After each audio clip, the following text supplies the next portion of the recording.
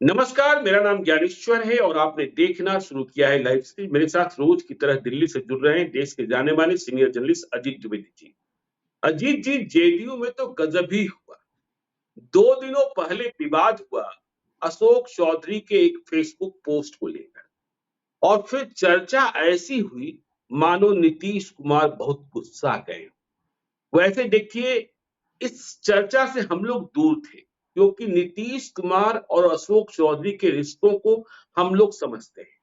लेकिन खबरें आई, तलब कर लिए गए, खबरें आई, क्या-क्या हो गया। लेकिन आज हमने देखा कि अशोक चौधरी देखिए कल भी नीतीश कुमार के साथ बिहटा गए। नाराज थे तो अपने साथ क्यों ले जाते? और आज भी मुलाकात की और मुलाकात के पहले नीतीश कुमार ने पुरस्कार देकर उन्हें जनता दल यूनाइटेड का राष्ट्रीय महासचिव बना। इधर मनीष वर्मा महासचिव बने राष्ट्रीय महासचिव, फिर श्याम रजक बने और अब अशोक चौधरी। तो देखिए, जदयू के अंतर खाने में कुछ ना कुछ तो है, जहां बाहरी संघर्ष लोग कम देख पाते हैं, लेकिन अंदर में संघर्ष। और यदि हम जेडीयू को देखें पिछले 2 दशक से, 1.5 दशक से, तो यह दिखाई पड़ता है कि जेडीयू में नंबर 2 की अब वैकेंसी है और लड़ाई यहीं जाकर केंद्रित हो जाती है। जब नीतीश कुमार बिहार के मुख्यमंत्री बने, आरसीपी सिंह साथ आए, समय गुजरता गया और जब तक आरसीपी सिंह साथ रहे तो यह माना गया कि नहीं, आरसीपी सिंह ही नंबर 2 हैं और वे जो कह रहे हैं वह नीतीश कुमार का है। शासन में भी और बाद में पार्टी में भी यही दिखा जब वे जेडीयू के राष्ट्रीय अध्यक्ष तक बने। फिर देखिए, ललन सिंह नंबर 2 ही माने जाते रहे, आज भी कह सकते हैं कि नंबर 2 हैं, लेकिन दिल्ली में जब से केंद्रीय मंत्री बने हैं उनकी भूमिका बिहार में कुछ कम हो गई। 2014-15 में प्रशांत किशोर की एंट्री हुई थी, फिर आपने देखा 2018 में नीतीश कुमार ने उत्तराधिकारी ही घोषित कर दिया था, तब लगने लगा था कि प्रशांत किशोर नंबर 2। लेकिन इधर के दिनों में ये वैकेंसी दिखाई पड़ रही। देखिए, शासन प्रशासन में तो सभी जान रहे हैं कि किसका चल रहा है। मुख्यमंत्री सचिवालय में कौन बैठे हैं और किनके आदेश को मानना सभी प्राधिकारी जानते हैं। लेकिन यदि हम दलगत देखें, पार्टी के हिसाब से देखें, संजय झा कार्यकारी अध्यक्ष बन गए। संजय झा नीतीश कुमार के लिए महत्वपूर्ण है और बिहार के अकेले ऐसे नेता हैं जो केंद्र की रीति नीति को जानते हैं जेडीयू के भीतर और बिहार के लिए कुछ ना कुछ लेकर आते हैं। अपने क्षेत्र पर ज्यादा ध्यान होता है, दरभंगा एयरपोर्ट लेकर आए, एम्स का विवाद खत्म कराया और अब देखिए एम्स तो बनेगा ही बनेगा। लेकिन जेडीयू में नंबर 2 कौन? और इसी नीतीश कुमार की सेहत। देखिए, सवाल तो यह उठता ही है जो विरोधी भी उठाते हैं कि नीतीश कुमार के बाद जनता दल यूनाइटेड का क्या होगा। तो देखिए, संजय झा की भी चर्चा करनी होगी, विजय कुमार चौधरी की भी चर्चा करनी होगी, अशोक चौधरी की भी चर्चा करनी होगी, ललन सिंह की केंद्रीय भूमिका की भी चर्चा करनी होगी और जदयू के अंतर खाने में जो कुछ चल रहा है और इन विवादों के बीच अशोक चौधरी को राष्ट्रीय महासचिव की जिम्मेवारी दी जाए। वे झारखंड के प्रभारी हैं और जो भीतर की खबर रखते हैं वे कहते हैं कि वे ऑपरेशन आरजेडी में भी लगे हैं। किस तरीके से जहानाबाद में विवाद हुआ था, अभी उस विवाद से भी निपट गए, ऊपर आए और इधर से भी इन्होंने विरोधियों को निपटाया और नीतीश कुमार से पुरस्कार पा लिए। यह पूरा जो प्रकरण है, थोड़ा यहां वहां पेच है, लेकिन इस पेच को समझने की जरूरत है। जी जी, देखिए, सबसे पहली बात तो ज्ञानेश्वर जी ये है कि किसी भी पार्टी में, चाहे वो क्षेत्रीय पार्टी हो या राष्ट्रीय पार्टी हो, उसमें अगर ये स्थिति है कि एक सर्वोच्च नेता है और उस सर्वोच्च नेता के बाद वाले पद के लिए कई नेताओं में प्रतिस्पर्धा हो रही है, या उसके बाद वाले पद के लिए कई नेता दावेदार हैं, कई मजबूत नेता खड़े हैं, तो ये उस पार्टी की सेहत के लिए अच्छा होता है। उस पार्टी की सेहत जी। के लिए अच्छा माना जाता है कि ये पार्टी, इसका मतलब ये पार्टी फल फूल रही है, तरक्की कर रही है, और इस पार्टी में सर्वोच्च नेता के बाद की जगह के लिए कई नेता दावेदार हैं, कई अच्छे नेता मौजूद हैं। तो नेतृत्व की कमी नहीं है, इसका मतलब ये मैसेज होता है। जैसे जब लालू यादव सर्वोच्च नेता थे राष्ट्रीय जनता दल के, तो देखिए उसके बाद की कड़ी, आप हम लोग एक दिन और नाम जोड़ रहे थे, 10 नेताओं के नाम ऐसे ही अपने आप निकल के आ जाएंगे कि भाई आप इतने नेता थे उनकी पार्टी में। तो वो जब दूसरे नंबर के लिए, हालांकि हमारा अपना मानना है कि ये बोलचाल की भाषा है नंबर 2, लेकिन नंबर 2 नहीं होता है। 1 से 10 तक तो सर्वोच्च नेता होता है, 1 से 100 तक तो वही नेता होता है। उसके बाद गिनती शुरू होती है। जैसे बीजेपी में सर्वोच्च नेता नरेंद्र मोदी है, उसके बाद कौन है उसकी कोई गिनती ज्यादा बहुत होती नहीं है। ये स्थिति हर पार्टी में होती है। 1 से 10 तक, जैसे एक समय माना जाता था कि फिल्म इंडस्ट्री में 1 से 10 तक अमिताभ बच्चन है, उसके बाद ही कोई दूसरा है। तो वो होता है, इन पार्टियों में भी होता है। लेकिन उसी पोजीशन के लिए, जो सर्वोच्च नेता के बाद की पोजीशन है, उस पोजीशन के लिए कितने नेता हैं, इससे पार्टी की सेहत का पता चलता है। आज आपने जितने नाम लिए, कम से कम उतने नेता जरूर हैं जेडीयू के पास जो नीतीश कुमार के बाद की जगह के लिए योग्य माने जा रहे हैं। चाहे वो ललन सिंह हो, चाहे वो मनीष वर्मा हो, चाहे अशोक चौधरी हो, चाहे संजय झा हो, ये सब माने जा रहे हैं। विजय चौधरी हो, तो ये डाइवर्स अलग प्रोफाइल के लोग हैं जो उस पोजीशन के दावेदार हैं। तो ये जेडीयू के नजरिए से ये अच्छी बात है कि उसके, ये नहीं कहा जा सकता है कि उसके पास नेतृत्व का संकट है, या अगर नीतीश कुमार कहीं नहीं जा पा रहे हैं तो कौन जाएगा। कोई भी जा सकता है, इनमें से कोई भी व्यक्ति जाकर के नीतीश कुमार को रिप्रेजेंट कर सकता है जनता के बीच में। ऑफिशियल जो पोजीशन तय हो, ऑफिशियल तो किसी की पोजीशन तय नहीं होती है, या जिनकी तय होती है वो ऑफिशियल नहीं होते हैं। जैसे राष्ट्रीय स्तर पर देखें तो ऑफिशियल नंबर 2 की पोजीशन तय है राजनाथ सिंह की। वो प्रधानमंत्री के बाद वो शपथ लेते हैं, और उनकी ऑफिशियल नंबर 2 की पोजीशन है। प्राइम मिनिस्टर अगर विदेश में है, किसी को कैबिनेट बुलानी हो तो राजनाथ सिंह बुलाएंगे। लेकिन हम लोग सब लोग जानते हैं कि ऑफिशियल नंबर 2 होने के बावजूद नंबर 2 की पोजीशन अमित शाह की है। जो डिसीजन करना होता है वो अमित शाह कहते हैं तो माना जाता है कि प्रधानमंत्री कह रहे हैं। तो ऐसी कोई पोजीशन, वैसा कोई स्ट्रक्चर जेडीयू ने नहीं बनाया है। लेकिन अगर जनता के बीच में जाते हैं लोग, तो नीतीश कुमार के बिहाफ में ललन सिंह भी जाकर के कहेंगे तो लोग मानेंगे कि ये नंबर 2 है। अशोक चौधरी कहेंगे तो लोग उनकी भी बात मानेंगे कि नीतीश कुमार कह रहे हैं। आज भी ललन सिंह का ही वजन सबसे अधिक है। यदि ललन सिंह कह दें तो फिर यह माना जाता है कि भाई नीतीश कुमार के बाद यदि ललन सिंह कह रहे हैं, किसी डीएम एसपी को फोन कर दें, वे करते कम हैं लेकिन कर दें तो माना यह गया, या माना यह जाएगा कि यह काम करना है, यदि काम करने योग्य है तो लेकिन हम लोग अभी राजनीतिक पार्टी के स्ट्रक्चर में बात कर रहे हैं, अगर तो कहीं जाकर के अशोक चौधरी भी भाषण दे रहे हैं तो ये माना जाएगा कि नीतीश कुमार बोल रहे हैं। आज जेडीयू का ऑफिशियल व्यू रख रहे हैं। तो ये 5-6 नेता हैं इस तरह, इनकी हायरार्की नहीं तय है ज्ञानेश्वर जी। और ये बड़ी हैरानी की बात है कि जब हमने आज देखा कि अशोक चौधरी राष्ट्रीय महासचिव बने हैं, तो हमने जेडीयू की वेबसाइट पर जाकर के, वेबसाइट खोल करके उसके ऑर्गेनाइजेशनल स्ट्रक्चर को देखने का प्रयास किया है। आपको जानकर के हैरानी होगी कि जेडीयू की वेबसाइट पर उसका ऑर्गेनाइजेशनल स्ट्रक्चर का बटन खुलता नहीं।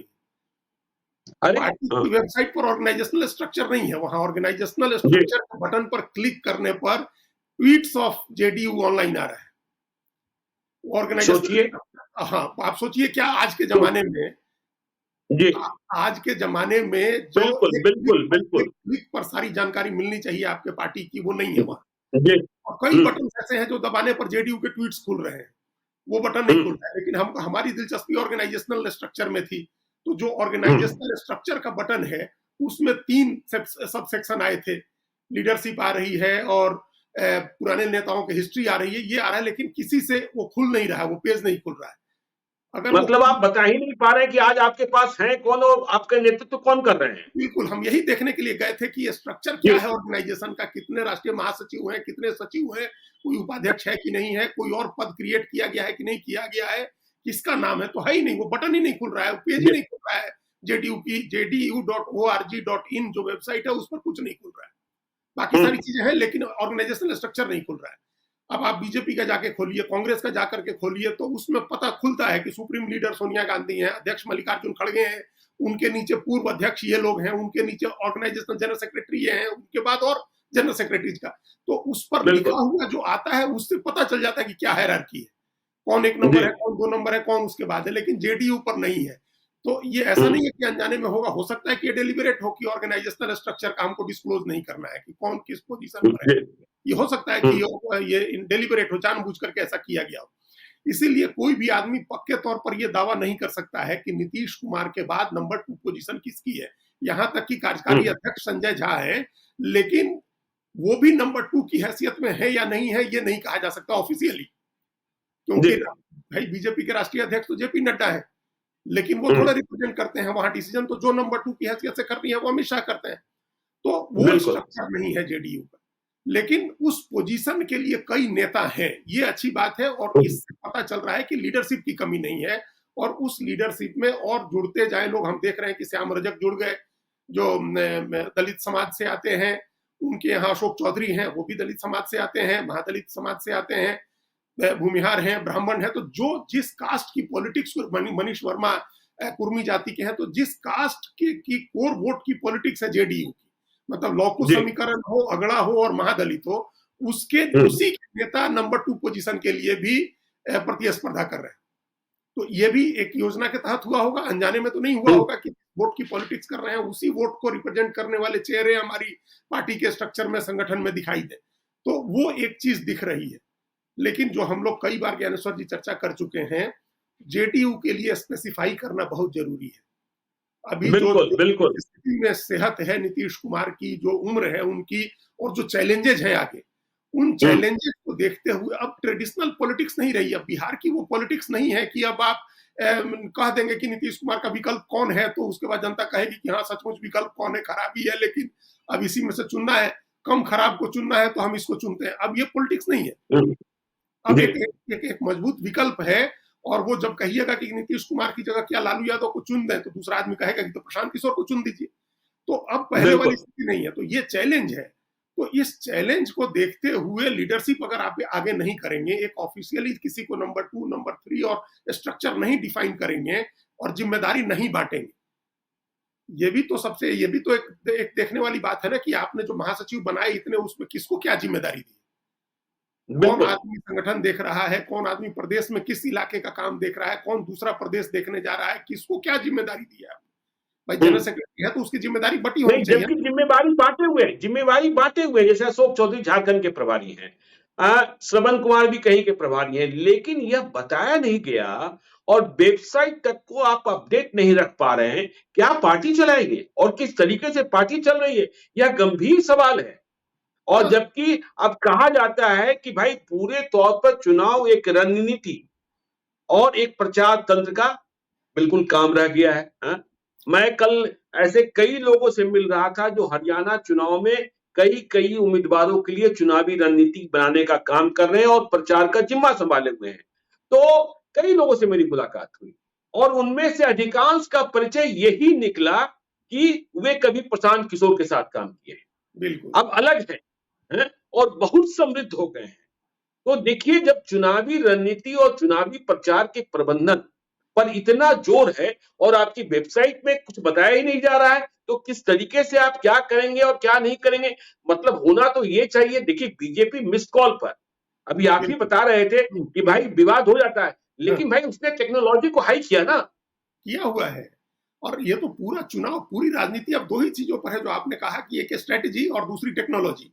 इन्हीं दोनों चीजों पर सारा चुनाव है, स्ट्रेटेजी पर और टेक्नोलॉजी पर। आप टेक्नोलॉजी में, आप डिजिटल टेक्नोलॉजी के इस्तेमाल में कितना आगे हैं, उतनी जल्दी आप रीच करेंगे, उतनी जल्दी आपकी बात पहुंचेगी आम लोगों तक। तो यही हो रहा है एकदम। पूरा जो डिजिटल स्पेस में रीच है, जेडीयू की बड़ी लेथार्जिक है, सारी एक्टिविटीज बहुत लेथार्जिक है। वहां एक बात कोई आदमी कह रहा है, अगर अपोजिशन के लोग नहीं पहुंचाए तो आप नहीं पहुंचा सकते हैं पॉजिटिव बात को। जेडीयू की पॉजिटिव बात नहीं पहुंचती है। जेडीयू के नेता ना बहुत ट्विटर पर नीतीश कुमार का ट्विटर हैंडल आप देखिए तो उसमें सारे टाइम तो सड़क दुर्घटना में मरने वालों को श्रद्धांजलि देने और उनको मुआवजा देने, और डूब के मरने वालों में और वज्रपात में डूब मरने वालों को श्रद्धांजलि देने में ही ज्यादा टाइम जाता है। उस पर कुछ भी पॉजिटिव आपके कामकाज का नहीं होता है कि नीतीश कुमार ने आज ये अजीत जी, आप जानकर आश्चर्यचकित होंगे कि नीतीश कुमार के सेक्रेटेरिएट में, जेडीयू के सेक्रेटेरिएट में अब तक कोई मल्टीमीडिया का आदमी नहीं है। हाँ, वे ही बूढ़े लोग जो अखबार वाले हैं, वो लिखेंगे निर्दिष्ट कंडिका में इस उपनियम के तहत हैं? तो देखिए अब आदमी से आप जो आपको वार्तालाप करना है, संवाद करना है, और मल्टीमीडिया के लिए भाई यदि आप आदमी नहीं रखेंगे, जब हम बिहार का पोल करा रहे थे कि भाई लोग किस पार्टी का सदस्य बनना चाह रहे हैं, जो नतीजे आए तो हमने कहा था कि 15,000 से अधिक फेसबुक अकाउंट ऐसे दिखाई पड़े जो आरजेडी के और जनसुराज के। आरजेडी का इकोसिस्टम पहले से डेवलप था, संजय यादव ने डेवलप किया, और प्रशांत किशोर तो इसके माहिर हैं। तो और जेडीयू किस तरीके से पिछड़ा, तो आपके पास तो कोई तंत्र है ही नहीं। हाँ, तो कितने दिनों तक नीतीश कुमार के नाम पर आप राजनीति करते रहेंगे? वही कितने दिनों तक नीतीश कुमार का चेहरा दिखा करके, आपकी एकमात्र पूंजी नीतीश कुमार का चेहरा है, उनका सुशासन है, उनका व्यक्तित्व है, ये हम सब लोग मानते हैं, अपोजिशन के लोग भी मानते हैं। जो विरोधी है वो भी बाकी तमाम तरह के आरोप लगाए, लेकिन भ्रष्टाचार, परिवारवाद, ये सब चीजें उन पर नहीं लगती। ये बड़ी पूंजी है आज के समय में राजनीति। अगर काजल की कोठरी है तो उसमें से बेदाग निकलना अपने आप में बहुत बड़ी बात है, जो नीतीश कुमार अभी तक अपने रखे हुए हैं। लेकिन सब आदमी की हर चीज का, व्यक्ति हो, घटना हो, वस्तु हो, सबकी एक एक्सपायरी डेट आती है। जब उसको जब उसको रिटायर करना होता है, जब उसको अलग होना ही होता है, सीन से हटना होता है, फिर क्या करेंगे आप? फिर तो आपके पास कोई स्ट्रक्चर नहीं है, बिखर जाना आपकी नियति है फिर कि आप बिखर जाए, खत्म हो जाए। जैसे तमाम जनता परिवार से निकली हुई पार्टियां बिखरती और खत्म होती रही हैं, जिनकी धुरी नहीं है, जिनका खूंटा नहीं है, जिन लोगों ने लीडरशिप नहीं डिक्लेयर की, वो सारी पार्टियां खत्म हो गई। अल्टीमेटली क्या बचा जनता दल में? क्या बता? जनता दल जो ओरिजिनल जनता दल था, इतने धूम धड़ाके से जो जनता दल बना था, या इतने धूम धड़ाके से जो जनता पार्टी बनी थी, क्या बचा उस पार्टी में? क्या बचा? बरसों तक जनता पार्टी लेकर के सुब्रमण्यम स्वामी ढोते थे, जनता पार्टी थी एक, लेकिन बचा तो कुछ नहीं ना उस पार्टी में। तो उसी तरह से लीडरशिप, जो पार्टियां परिवारवाद वाली हैं, उन्होंने अपने परिवार के उत्तराधिकारी घोषित कर दिए। अभी हम लोगों ने देखा ना जी उत्तर प्रदेश में कि मायावती ने भतीजे को आगे किया, फिर भी चुनाव में खींच लिया, परिणाम क्या निकला? हाँ, फिर सिरों पर चली गई। बिल्कुल, आप फांसियों पर चली गई, और उसके बाद फिर आपने उन्हीं आकाश आनंद को फिर आगे किया, क्योंकि करना है, आपकी मजबूरी है। लीडरशिप चाहिए, खूंटा चाहिए, एक मजबूत खूंटा चाहिए, वो परिवार का हो या आपके आइडियोलॉजिकल आपकी आइडियोलॉजी से निकला हुआ हो, आपका आइडियोलॉजिकल सक्सेसर हो। दो ही तरह के सक्सेसर होंगे, एक तो या तो परिवार से आए, आपकी ब्लड लाइन का सक्सेसर हो आपका, या आपकी आइडियोलॉजिकल लाइन का सक्सेसर हो। जो कल अशोक चौधरी ने कहा कि मानस पिता है हमारे नीतीश कुमार, तो अगर अशोक चौधरी अपने को मानस पुत्र मान रहे हैं नीतीश कुमार का, इसका मतलब एक तरह से ये शब्द ऐसे नहीं इस्तेमाल किया जाता है ज्ञानेश्वर जी। अशोक चौधरी ने बहुत सोच समझ करके ये शब्द इस्तेमाल किया है। मानस पुत्र, मानस पिता का मतलब है कि हम आइडियोलॉजिकल सक्सेसर हैं। उनको पता है कि ब्लड लाइन से कोई सक्सेसर नहीं आने जा रहा है जेडीयू में। नीतीश कुमार का बेटा या उनका भाई या उनका कोई साला साढ़ू कोई नहीं आने वाला है। तो ब्लड लाइन से जब सक्सेसर नहीं आएगा तो आइडियोलॉजिकल सक्सेसर आएगा। तो अशोक चौधरी ने अपने को आइडियोलॉजिकल सक्सेसर के रूप में प्लेस कर दिया है, ये कहा कि वो मेरे मानस पिता है और हम उनके मानस पुत्र हैं। तो आइडियोलॉजिकल लाइन से सक्सेसर तय होना चाहिए। यही दो चीजें हैं। जैसे बीजेपी में आइडियोलॉजिकल लाइन से सक्सेसर तय होते हैं, और बाकी जो रीजनल पार्टीज हैं या कांग्रेस पार्टी है उसमें ब्लड लाइन से सक्सेसर तय होता है। जैसे देखिए, आरजेडी में सक्सेसर नीतीश कुमार ने तय कर दिया, माफ करिएगा, लालू यादव ने तय कर दिया तेजस्वी यादव को। ये जनता परिवार से जो पार्टियां निकली हैं, मुलायम सिंह यादव ने अखिलेश यादव को बना दिया, देवगौड़ा ने अपने बेटे एच डी कुमार स्वामी को बना दिया। तो जितनी पार्टियां निकली हैं जो परिवारवादी हैं, उन्होंने परिवार से बना दिया। जो आइडियोलॉजिकल लाइन वाली है वो आइडियोलॉजिकल लाइन से बनाएंगी। लेफ्ट पार्टीज में बनता है या बीजेपी में बनते हैं लोग, तो उसी तरह से जेडीयू में बनेगा कि आइडियोलॉजिकल लाइन से कोई एक आदमी सक्सेसर निकलेगा जो नीतीश कुमार की आइडियोलॉजी को रिप्रेजेंट करता है। तो उस तरह का आदमी एक आना चाहिए। नहीं आएगा, और वो नहीं आएगा तो फिर आप बांध के नहीं रख सकते। जब बिखराव शुरू होगा तो फिर बांध के रखना बड़ी मुश्किल होगी। सत्ता एक गोंद है ज्ञानेश्वर जी, जिससे जनता दल यूं बंधा हुआ है। नीतीश कुमार एक गोंद है जिससे पार्टी बंधी हुई है। नीतीश कुमार आज हाशिए में चले जाए, पार्टी सत्ता से बाहर हो जाए, फिर आप किस लाइन पर, किस आधार पर बांध के रखिएगा? क्या दिखाने के लिए, क्या उम्मीद आप दीजिएगा बिहार के लोगों को? क्या आगे भविष्य की योजना है? तो ये सचमुच जेडीयू के लिए बहुत सोचने की बात है, बहुत गंभीर बात है सोचने की। और जो एक बात आपने कही कि जो हम लोग ऐसे चर्चा कर रहे थे कि मॉडर्न टेक्नोलॉजी को अपनाए बिना, मॉडर्न टेक्निक को अपनाए बिना युद्ध की, तो भाई जिस तरह से युद्ध की रणनीति रोज बदलती है। आज देखिए, आज दुनिया में कितनी जगह लड़ाइयां चल रही हैं। रूस और यूक्रेन की लड़ाई चल रही है, इजराइल और फिलिस्तीन, और इजराइल और लेबनान, मतलब हमास और हिजबुल्लाह दोनों से इजराइल की लड़ाई चल रही है। अभी थोड़े दिन पहले अजरबैजान और आर्मेनिया की लड़ाई चल के खत्म हुई है। तो दुनिया में कितनी जगह लड़ाइयां चल रही हैं। उन लड़ाइयों में क्या वही टेक्निक यूज हो रही है जो बाबर के जमाने में इस्तेमाल होती थी, या जो चंद्रगुप्त मौर्य के जमाने में तकनीक इस्तेमाल होती थी? तो लड़ाई देखिए ना, देखिए, अब बात हो रही है जब चुनाव करीब आ रहा है कि फिर से बिहार डिजिटल पॉलिसी हम लाएंगे। कई बार चर्चाएं हमारे साथ होती रहती है। हमने कहा योगी जी ने कर दिया, उत्तराखंड ने कर दिया, राजस्थान ने कर दिया, तब आप सोच रहे हैं। लेकिन दिक्कत क्या है कि बिहार के नेताओं और खासकर जेडीयू में लोग यह समझते नहीं हैं कि जो डिजिटल मीडिया है और जो इन्फ्लुएंसर्स हैं, वे आपके पास चलकर नहीं जाएंगे। आपको उनके पास चलकर पहुंचना जाना होगा। होगा। बिल्कुल बिल्कुल। आदत ये बनी हुई है कि अखबार जो है बिहार के, वह सरकारी विज्ञापनों पर जिंदा है। हम्म। आप उन्हें 2 साल के बाद भी पेमेंट देते हैं, तब भी वे आपका दरबार लगाते हाँ, रहते हैं। ठीक बात। हाँ, हाँ, क्योंकि वे आप पर ही जिंदा है। लेकिन इन्फ्लुएंसर्स और डिजिटल मीडिया आप पर जिंदा नहीं है। उनसे यदि आप उम्मीद करेंगे कि वो चलकर आपके पास पहुंचे और बार-बार बुलाएंगे, कोई आपकी बात। आपको यदि अपनी बात का प्रचार कराना है और उनकी मदद लेनी है, तो आपको उनके पास जाना होगा और 2 साल के बाद पेमेंट, यह फार्मूला नहीं चलने वाला है। देखिए, ये तो यही बदलने की बात होगी ना। हम आपको एक छोटा सा इंसिडेंट बताएं। हम लोग एक चुनाव पहले की बात बता रहे, झारखंड में जब शिबू सोरेन एक्टिव थे और वो पॉलिटिक्स संभालते थे जेएमएम की, तो लोगों ने कहा उनको कि भाई कि बाबा, उनको बाबा लोग कहते हैं, बहुत लोग गुरुजी कहते हैं कि बाबा अब ये टेक्नोलॉजी आ गई है, अब टीवी वालों को देना होगा, वेबसाइट को देना होगा इंटरव्यू, और उन सबको भी विज्ञापन देना होगा। तो गाली दे करके गुरुजी ने कहा कि अरे हमारा वोटर कोई टीवी देखता है, हमारा वोटर कोई मोबाइल देखता है। तो अब वो जी। इसी में वो उलझे रहे, अटके रहे, और पार्टी उनकी 20-18 सीट पर अटकी रही। फिर हम्म, हेमंत सोरेन ने कमान संभाली, और आज डिजिटल स्पेस में जो प्रेजेंस जेएमएम की है वो बड़ी पार्टियों की नहीं है, बड़ी जो आधुनिक टेक्नोलॉजी वाली बिल्कुल। पार्टियां उनकी भी नहीं है, जो उन्होंने हेमंत सोरेन ने अपनी पहुंच बनाई है। हर जिले की कमेटी है, हर जिले की कमेटी का अपना पेज है, अपनी वेबसाइट है और अपना ट्विटर हैंडल है, और वो लगातार एक एक एक्टिविटी को उस पर डाल रहे हैं। तो जो बच्चा, आजकल हर आदमी के पास मोबाइल है, 5,000-6,000 रुपए में स्मार्टफोन मिल रहा है, लोग उस पर देख रहे हैं सारी चीजों को। तो ये काम जेडीयू को पहले करना चाहिए है, और ये जितनी जल्दी करें उनके लिए उतना अच्छा होगा, क्योंकि अब लड़ाई तो उसी डिजिटल स्पेस में लड़ी जाएगी और वहां कोई प्रेजेंस नहीं है जेडीयू। अब रही बात उनके जो लीडरशिप की, जहां से हम लोगों ने चर्चा की है, जो एक और बात हम सुने उसको आप और ये इसको कंफर्म करेंगे या उस पर और रोशनी डालेंगे जी। कि ये जो 6 लोग हैं जिनका नाम हम लोगों ने सुना, जिन लोगों का नाम लिया, उन्हीं के बीच में 3 अलग-अलग गुट बन गए। वो हाँ, तीनों बिल्कुल। तीनों गुट नीतीश कुमार के प्रति लॉयल है। नीतीश कुमार के प्रति जी। लॉयल्टी में उसमें दिक्कत नहीं है। नीतीश कुमार के प्रति सब निष्ठावान है और सब दल के प्रति भी निष्ठावान है। लेकिन एक दूसरे से तो लड़ाई होगी, एक दूसरे से तो झगड़ा होगा। जब गुट बिल्कुल। बनेंगे, जैसे हर पार्टी में होता है, तो जो गुटबाजी होगी, गुटबाजी, और नीतीश कुमार आज उस गुटबाजी को रोकने या कंट्रोल करने की स्थिति में नहीं है। एक समय तो ऐसा था जब वो खुद ही गुट बनवाते थे, कभी इस नेता के कंधे पर हाथ रख दिया, कभी उसको फोन करके उसकी तारीफ कर दी, तो वो अपने को फूले नहीं समा रहा है, कभी दूसरे को आगे बढ़ा दिया, तो ये वो करते रहे, सब नेता करते हैं।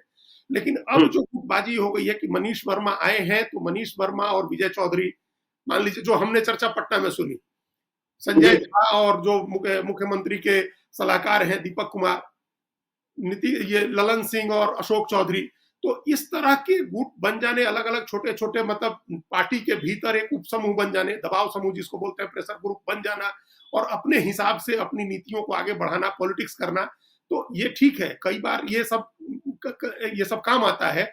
लेकिन कई बार ऐसा होता है कि हर आदमी अपनी अपनी तरफ खींचता है, तो पार्टी आगे नहीं बढ़ती। पार्टी आगे बढ़ने के बजाय जहां जहां खड़ी है वहीं खड़ी रहती है। तो उस स्थिति से भी निकलना होगा। क्या नीतीश कुमार ऐसी स्थिति में है कि पार्टी को इन तमाम चीजों से निकाल सकें, कि वो गुटबाजी रहे तब भी उसका पॉजिटिव इस्तेमाल कर सके, इन सभी नेताओं की क्षमता का सकारात्मक इस्तेमाल कर सके पार्टी बढ़ाने के लिए? कोई एक व्यक्ति तो चाहिए होगा ना जो इन सबके पोटेंशियल का इस्तेमाल करे। भाई सबकी और देखिए, नीतीश कुमार को देखिए, सेहत को लेकर कहें, उम्र को लेकर कहें, कि उस अवस्था में है जहां वहां उन्हें हर मोर्चे पर क्राइसिस मैनेजर्स की जरूरत है। बिल्कुल। तो वो क्राइसिस मैनेजर कौन होगा? और ऐसा क्राइसिस मैनेजर जिसकी बात पर बाकी लोग जो क्राइसिस मैनेजमेंट करने जाए तो लोग उस पर यकीन करें कि हाँ ये ठीक बात है, ये आए हैं पंचायत करने, तो इनकी बात सुनी जाए। और ये आसानी से नहीं होता, बहुत समय लगता है इसमें। अब जाकर के कांग्रेस पार्टी में केसी वेणुगोपाल की स्थिति है, ऐसी स्थिति हो गई है कि वो क्राइसिस मैनेजमेंट कर सकें। अब वो फोन करते हैं तो प्रदेशों में लोग उनका फोन उठाते हैं, उनको सीरियसली लेते हैं। इसमें 6 साल लग गए। राहुल गांधी का अनकंडीशनल सपोर्ट होने के बावजूद 6 साल लग गए। पिछली बार केसी वेणुगोपाल ने लोकसभा का चुनाव नहीं लड़ा, लगातार राहुल गांधी के साथ लगे रहे 2019 में, और उसके पहले से ही उनको संगठन महासचिव बनाया गया, उनको नंबर 2 का दर्जा दिया गया ऑफिशियली। इसके बाद भी 5-6 साल लग गए उनको इस स्थिति में आने में कि वो नंबर 2 की हैसियत से पार्टी के क्राइसिस को मैनेज कर सके, नेताओं को समझा सके, उनको निर्देश दे सके। तो ये अचानक नहीं हो जाएगा, ये नहीं होगा। आप एक ललन सिंह को छोड़ दीजिए जिनकी ऐसी हैसियत है, और उनको अगर नीतीश कुमार कह दे कि हाँ भाई आज से ललन सिंह देखेंगे, तो तुरंत हो जाएगा, इमीडिएटली वो इफेक्टिव हो जाएंगे। लेकिन बाकी किसी को आप देखिए, लेकिन ये भी सवाल है कि ललन सिंह उम्र भी करीब करीब नीतीश कुमार के बराबर है। हाँ, तो अब लेकिन बाकी जितने लोग हैं उसमें से कोई आदमी इमीडिएटली इफेक्टिव नहीं होगा। आज अगर देख लिया, अभी कितने दिन हो गए, 6 महीने तो हमको लगता है होने ही जा रहे हैं। संजय झा के 3 महीने हो गए ना, वो राष्ट्रीय कार्यकारी अध्यक्ष बने, 3 महीने हुए या उससे थोड़ा ज्यादा हो गया, 3 महीना हुआ, ज्यादा ही हो गया। तो लोकसभा चुनाव के बाद वो बने हैं ना लोग, मतलब 3 महीना हो ही गया है। हाँ, 3 महीने। लेकिन क्या आज स्थिति ये है कि वो किसी को आदेश दे और निर्देश दे तो लोग मान ले और उस पर अमल शुरू कर दे? जब तक वो लोग नीतीश कुमार के यहाँ से मैसेज नहीं आए, तो ये अभी संजय झा को ही अगर नंबर 2 होना है तो उसको समय लगेगा। उनके पीछे बिना शर्त समर्थन होगा नीतीश कुमार का, और एक समय लगेगा कि उनकी सारे लोग उनकी बात माने। या मनीष वर्मा की ही बात माननी है तो अभी तुरंत नहीं मानने लगेंगे, इमीडिएटली कोई नहीं उस प्रभाव में आ जाएगा, एक ललन सिंह को छोड़ करके। तो ये तो अब एक डिसाइड करना होगा नीतीश कुमार और ललन सिंह को बैठ करके, दोनों अगर नंबर 2 हैं और दोनों ये मान रहे हैं कि अब इसके आगे हम लोग को 2 साल 4 साल या 5 साल के बाद हम लोग को राजनीतिक पारी नहीं खेलनी है, तो आगे कौन ले जाएगा पार्टी को? ये इसलिए जरूरी है क्योंकि सार्क की तरह आरजेडी और बीजेपी दोनों की नजर जेडीयू पर है, और उसकी इतने लोग टूट करके आरजेडी में आ जाएंगे, इतने लोग टूट करके बीजेपी में आ जाएंगे, और ये खतरा कोई काल्पनिक नहीं है ज्ञानेश्वर जी। देखिए जो पार्टियां सत्ता से बाहर हो रही हैं, बीजू जनता दल के सत्ता से बाहर होते ही क्या हो गया, उसकी पार्टी 2 एमपी तो टूट करके चले गए, अभी आगे और जाने वाले हैं, और 3 एमपी टूट करके चले गए वाईएसआर रेड्डी के, जगन मोहन रेड्डी की पार्टी के, जैसे उनकी वाईएसआर कांग्रेस बाहर हुई सत्ता से, लोगों का टूटना शुरू हो गया। तो पार्टी जैसे सत्ता से बाहर होती है, लीडरशिप कमजोर होती है, वैसे ही बिखराव शुरू हो जाता है। उस समय याद कीजिए ना, जब महागठबंधन की सरकार थी तो रोज चर्चाएं आ रही थी ना कि इतने विधायक टूट रहे हैं, उन्हें लगता है कि महागठबंधन में सफलता नहीं मिलेगी, और अब तो बिहार में तीसरी शक्ति का भी उदय हो रहा है, जो नए सिरे की राजनीति और नए तरीके की राजनीति प्रशांत किशोर करने वाले हैं। आप एक बात सोचिए ज्ञानेश्वर जी, जब 2010 में आरजेडी सिर्फ 22 सीट जीती थी विधानसभा की, और लोकसभा में उनके बीच 4 या 5 एमपी थे, उस समय अगर लालू यादव की लीडरशिप नहीं होती तो क्या पार्टी बचने वाली थी? बिल्कुल टूट तो गए थे, 12-14 एमएलए तो एक बार टूट ही गए थे, लेकिन वो तो लालू यादव की हैसियत थी, ताकत थी लालू यादव की कि बैठे और बैठ करके शाम होते होते सारे एमएलए उनके वापस आए, नहीं तो टूट तो गई थी पार्टी। और हम लोगों ने देखा शरद पवार जैसे बड़े नेता की पार्टी टूट गई, भतीजा ही बाकी हो गया तो पार्टी टूट गई। जब शरद यादव मजबूत थे, जब पावर में थे वो, तो शरद यादव ने तो बचा ली थी पार्टी। उप मुख्यमंत्री की शपथ लेने के बाद भी सारे लोग वापस आ गए थे, अजीत पवार सहित वापस आ गए थे शरद पवार के पास। शरद पवार जब वो शरद पवार के भतीजे टूट के पहली बार गए थे तो वापस आ गए थे। अभी नहीं होता, अब टूटी है पार्टी तो नहीं छोड़ पा रहे हैं उसको। तो जब लीडरशिप कमजोर होती है, आप अपोजिशन में होते हैं, सत्ता से बाहर होते हैं, तब पार्टी संभालने के लिए एक बहुत मजबूत खूंटे की, बड़े मजबूत नेता की जरूरत होती है। वो जेडीयू के पास नहीं है। जिन पार्टियों के पास लीडरशिप रही, जैसे मुलायम सिंह यादव ने अपने रहते रहते बेटे को लीडरशिप दे दी और इस्टेब्लिश कर दिया, तभी शिवपाल यादव पार्टी नहीं तोड़ पाए थे, नहीं तो पार्टी तो आप देखिए ना, केसी त्यागी ने इस्तीफा दे दिया। इसके बाद दिल्ली में कौन चेहरा बचा हुआ है जो जेडीयू की बातों को नेशनल मीडिया में और दिल्ली में मजबूती से रखे? कोई विकल्प तलाशा गया, किसी को तैयार किया गया? बिल्कुल नहीं तैयार किया गया। नियमित रूप से एक आदमी दिल्ली में चाहिए है जो पार्टी की बात रखे राष्ट्रीय मुद्दों पर। देखिए बिहार के मुद्दों पर बात रखने की बात नहीं होती है सर, ये इस बात को भी जेडीयू को सोचना चाहिए, सीखना चाहिए है, आम आदमी पार्टी से सीखना चाहिए। दिल्ली जैसे म्युनिसिपैलिटी वाले शहर में, जहां के मुख्यमंत्री की हैसियत मेयर से ज्यादा नहीं है, उस दिल्ली की पार्टी ने इतना स्पेस ले रखा है टेलीविजन पर और सोशल मीडिया में कि आप कल्पना नहीं कर सकता है कोई भी आदमी। जी बिल्कुल। जब दिल्ली में सिर्फ सरकार थी या नहीं भी सरकार थी, तो हर राष्ट्रीय मुद्दे पर चर्चा में आम आदमी पार्टी का प्रवक्ता बैठता था, अभी भी बैठता है। देश में कहीं कुछ हो रहा हो, दुनिया की घटनाओं पर आम आदमी पार्टी की राय ली जाती है। नहीं, अभी देखिए ना, जन सुराज जो प्रशांत किशोर की बात हो रही है, तो उनके यहाँ भी प्रवक्ता बना दिए गए हैं। मैंने उनके मीडिया प्रभारी से एक दिन कहा कि आपके प्रवक्ता कब से आने शुरू हो जाएंगे? उन्होंने कहा देखिए कुछ कुछ जगह जाना उन्होंने प्रारंभ किया है, लेकिन अभी 3 महीनों की ट्रेनिंग दे रहे हैं उन्हें। नए चेहरे हैं और ट्रेनिंग देकर उन्हें मीडिया के सामने मजबूती से लाएंगे। ये नहीं कि बस प्रवक्ता नियुक्त कर दिया और उन्हें भेज दिया, वो चले गए बोलने और जाकर के वहां फंस गए, कुछ का कुछ अनाप शनाप बोल रहे हैं और पार्टी के लिए मुसीबत पैदा कर रहे हैं। ऐसा भी नहीं होना चाहिए है। बिल्कुल। लेकिन जेडीयू जितनी बड़ी पार्टी है, 2 या 3 राज्यों की पार्टी रही है। एक समय तो नागालैंड में भी एमएलए थे, मणिपुर में भी एमएलए थे, अरुणाचल प्रदेश में भी एमएलए थे, झारखंड में भी एमएलए थे।